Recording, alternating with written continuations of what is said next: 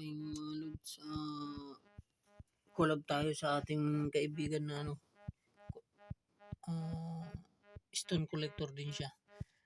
Ito papakita ko mga lods, ang ganda ng collection niya. Nagpasan siya.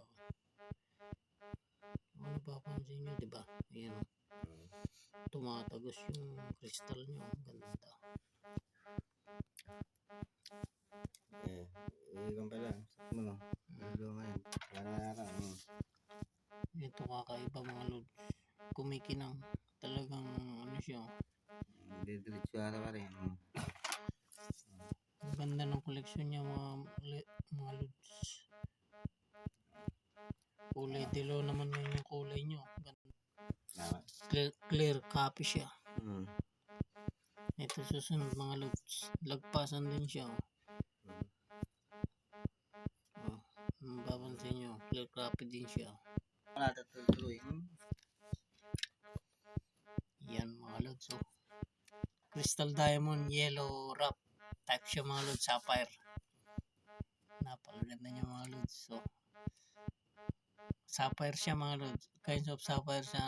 Wrap diamond. Crystal diamond siya. Napakaganda. Nagpasan siya mga lodi.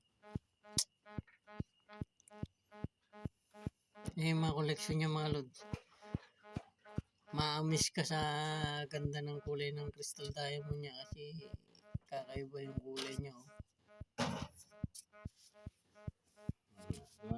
Dilaw, di ba? Ayan, at may ilaw na. Okay mga lord, new collection niya. Papakita ko sa inyo yung diamond carbonado niya. Ganda. Nag-iisang ano niya yan mga lods, diamond carbonado. White color siya pero pag UV light nyo, yellow yung kulay niya. Kulay siyang ganda. Wow, grabe, ang ganda. Lagpasan din siya mga lods. Diamond carbonado wrap. Sila mo yung para ikong. Ito paliwanag ko na pintas. Ate sila mo. Ang ganda mga lodi.